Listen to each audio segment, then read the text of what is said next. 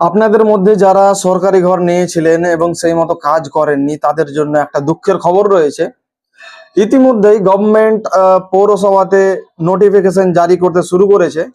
তার মধ্যে একটা নোটিফিকেশন আমি আপনাদের দেখাচ্ছি। এটা হচ্ছে ধুলিয়ান পৌরসভার। এখানে ক্লিয়ার কাট লেখা আছে, আপনারা পড়ে নিন।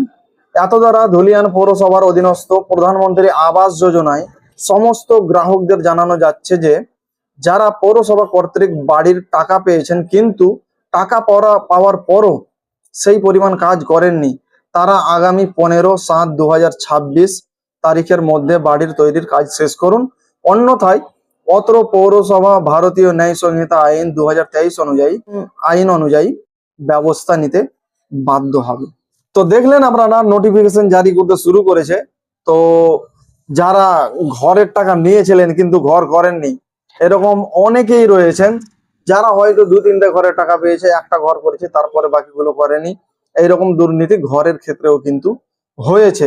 তো যারা এই ধরনের কাজ করেছেন, খুব দ্রুত আপনারা ঘরের কাজ কমপ্লিট করুন।